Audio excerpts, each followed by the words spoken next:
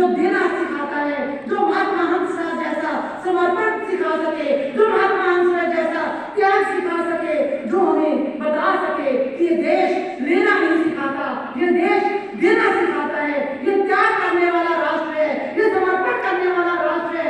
आओ आज हम सब मिलकर त्याग समर्पण का रास्ता चुनेंगे।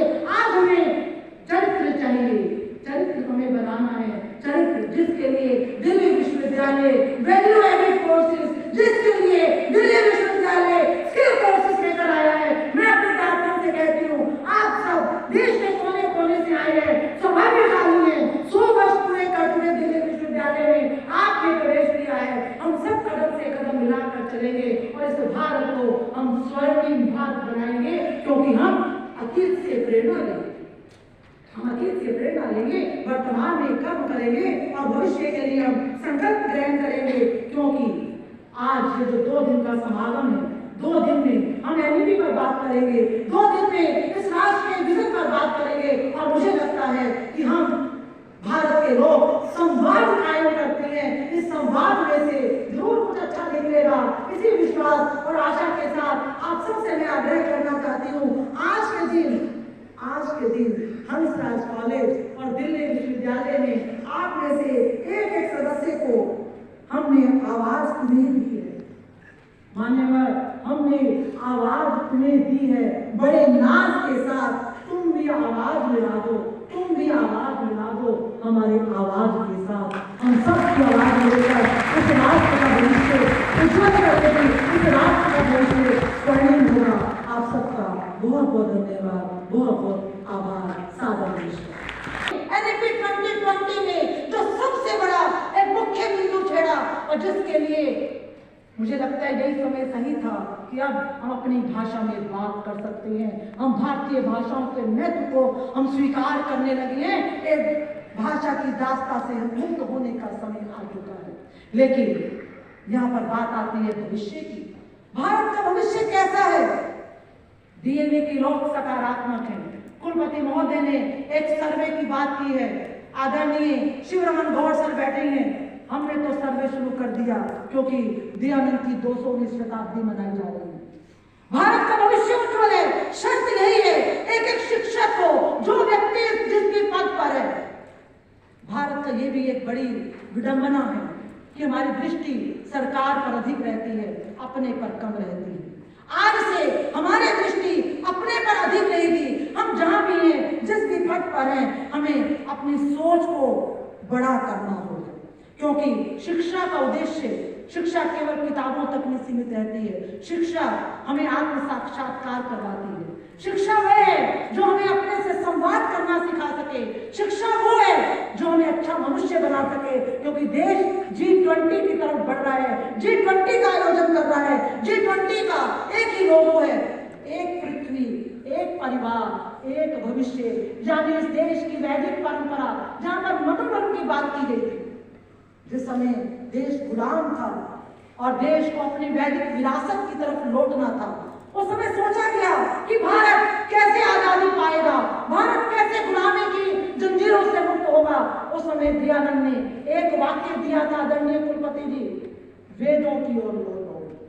वो जो वेदों की ओर लौटना था, वो भारतीय संस्कृति की तरफ, भारत की विरासत की तरफ, भारत के अतीत की तरफ लौटना था। वो अतीत जिसके लिए जयशंकर प्रसाद ने कहा था, अरुणिम मधुमेह देश हमारा, जहां पहुंचे अनजान शक्ति को मिलता एक स्वागत। आज हमें सबको सहारा देंगे। आज फिर से 21वीं सदी के भारत में, जहां पर हम वसुधैव कुटुंबकम की हम बात कर रहे हैं, जहां पूरा विश्व एक तरफ कोरोना की त्रासदी देख चुका है, विश्व अनेक तरह की समस्याओं से जूझ रहे हैं, उस समय भारत पूरे विश्व को कह रहा है कि आओ एक मंच पर आओ। अकेला भारत राष्ट्र ऐसा है जो कहता है पूरा विश्व एक परिवार है, मनोभाव अगर अच्छे बनेंगे तो सब कुछ अच्छा होगा, सब कुछ प्राप्त होगा। एक एक शिक्षक से, इस सभागार में बैठे हुए एक एक व्यक्ति से मेरी प्रार्थना है कि आप सब अच्छे शिक्षक बनो। अच्छे शिक्षक बनने से पहले आप अच्छे इंसान बनो, क्योंकि आपकी उपस्थिति में कहते हुए कभी कभी बड़ा ही मन भी विचलित होता है, लेकिन जब हम समाज में देखते हैं तो अक्सर मैं पाती हूँ घरों के साथ। नौकरी की ये चीज हमें छोड़नी पड़ेगी। हम नौकरी की बात कब तक करते रहेंगे? हमें रोजगार देने वाला बनना है, रोजगार लेने वाला नहीं बनना है। जिस तरह से उन्होंने कहा ज्ञान देने की बात आती है कि हम सिर्फ देने में इस्तेमाल करते हैं, लेकिन आने वाले वक्त के अंदर। और मैं एक आपको बहुत अच्छा उदाहरण भी देना चाहता हूँ। भारत आजाद हुआ 1947 में और 1945 के अंदर परमाणु बम गिरे थे जापान के। 2 साल का डिफरेंस था, लेकिन जापान ने इतनी तरक्की कर ली कि जापान आज विश्व के दूसरे देशों के अंदर जाकर इन्वेस्टमेंट करता है। क्या कारण रहा ऐसा? उसके तो वहां पर परमाणु बम गिरे, सब कुछ नष्ट हो गया। और वहां कोई व्यक्ति भी अगर पैदा होता था तो वो लूला लगड़ा पैदा होता था। इस तरह से वहां पर विषम परिस्थितियों के बावजूद भी उस समय जापान के अंदर जो लोग थे, जापान के जो शासक थे, उन्होंने उस समय जो काम आज प्रधानमंत्री नरेंद्र मोदी जी ने प्रारंभ किया कि हमारे युवाओं को स्किल सिखाना चाहिए, हमारे स्टार्टअप को प्रोत्साहित करना चाहिए, वो उस समय जापान ने प्रारंभ कर दिया था। जापान के घर घर के अंदर स्किल का काम उस समय उन्होंने, प्रधानमंत्री जी ने उस योजना को उस समय को उन्होंने प्रारंभ किया और युवाओं के अंदर राष्ट्रवाद को देने का काम किया कि हमारे युवाओं को ये देश पहले होना चाहिए, उसके बाद में अपना परिवार, उसके बाद में अपना घर होना चाहिए, अपना स्वयं का काम होना चाहिए। ये चीज उस समय सिखा दी जो आज प्रधानमंत्री नरेंद्र मोदी जी हर व्यक्ति को कहते हैं कि पहले मेरा देश है, फर्स्ट नेशन बात करते हैं।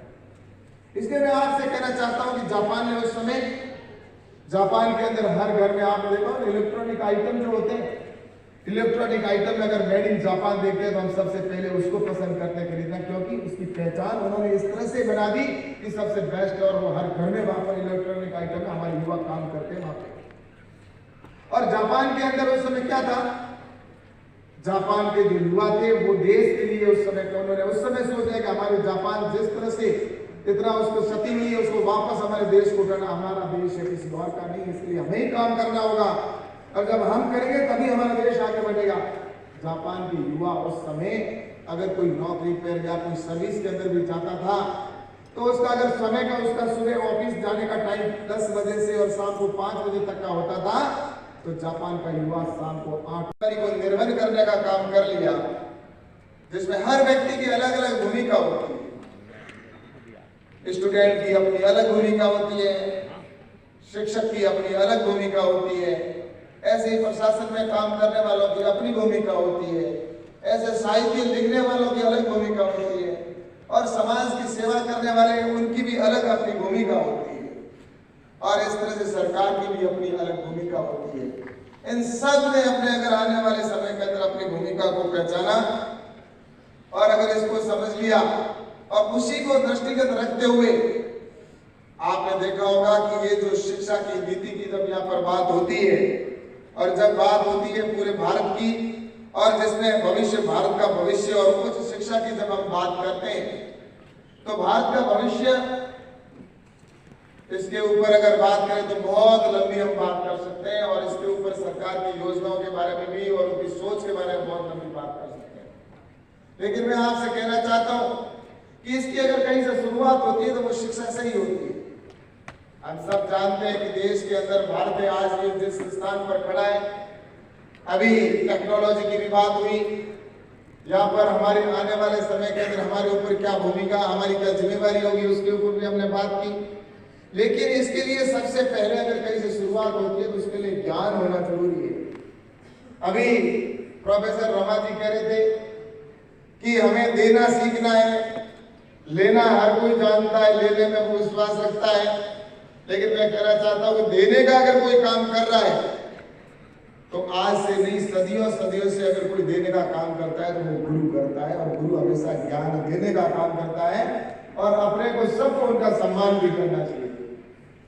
और इसलिए मैं आप सबसे कहना चाहता हूं कि जब हमें गुरु ज्ञान देता है तो उस ज्ञान को हम ग्रहण करें।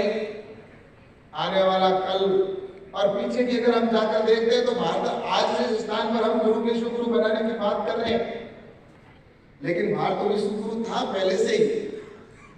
भारत पूरे विश्व का नेतृत्व करता था, भारत पूरे विश्व में शिक्षा के अंदर विश्व गुरु में भारत कहा जाता था। लेकिन बीच का कुछ कालखंड ऐसा आया जिस कालखंड के अंदर हम अपनी शिक्षा, अपना जो साहित्य, अपना जो पूरा इतिहास, उसको जिस तरह से गुलामी का समय था उस समय अपने इतिहास को नष्ट करने का काम हुआ। वरना नालंदा विश्वविद्यालय हमारे देश में होता था, तक्षशिला विश्वविद्यालय हमारे यहाँ पर हुआ करते थे। विश्व भर के लोग यहाँ पर ज्ञान अर्जन करने के लिए हिंदुस्तान में आया करते थे। और विश्व का हिंदुस्तान आज बात करें तो अपने आज टेक्नोलॉजी हम देख रहे हैं। मैं तो कहना चाहता हूँ टेक्नोलॉजी की जब बात करते हैं, आज यहाँ से हम विमान उड़ता हुआ कहते हैं विमान उड़ के जा रहा है, ये हमने अभी। नमस्कार। आज दिल्ली विश्वविद्यालय के हंसराज कॉलेज ने विज्ञान भवन में 2 दिवसीय राष्ट्रीय समागम का शुभारंभ हुआ है। दिल्ली विश्वविद्यालय के हंसराज कॉलेज ने अपने 75 वर्ष पूरे कर लिए हैं, यानी जिस तरह से देश अमृत काल में है, ठीक उसी तरह से हंसराज कॉलेज का भी अमृत काल शुरू हो गया है। इन 2 दिनों के 2 दिवसीय जो राष्ट्रीय समागम है, इसका विषय है उच्च शिक्षा और भारत का भविष्य, यानी उच्च शिक्षा को लेकर भारत का क्या भविष्य है, भारत के शिक्षक क्या सोच रहे हैं, भारत की युवा पीढ़ी क्या सोच रही है। इसी को ध्यान में रखते हुए आज का उद्घाटन सत्र बहुत सफल रहा। आज के उद्घाटन सत्र में देश के माननीय कृषि राज्य मंत्री कैलाश चौधरी जी आए हुए थे। दिल्ली विश्वविद्यालय के कुलपति प्रोफेसर योगेश सिंह, संकल्प फाउंडेशन के अध्यक्ष संतोष तनेजा जी, हंसराज कॉलेज गवर्निंग बॉडी के कोषाध्यक्ष ट्रेजरर डॉक्टर शिवरमन गौड़, इन सभी ने पूरे जन समुदाय के बीच में इस बात को स्वीकार किया कि भारत का भविष्य उज्जवल है और NEP 2020 के माध्यम से भारत शिक्षा के क्षेत्र में पूरे विश्व में कई कीर्तिमान स्थापित करेगा। तो आप सबको हंसराज कॉलेज के इस राष्ट्रीय समागम की बहुत बहुत बधाई, बहुत बहुत शुभकामनाएं। धन्यवाद।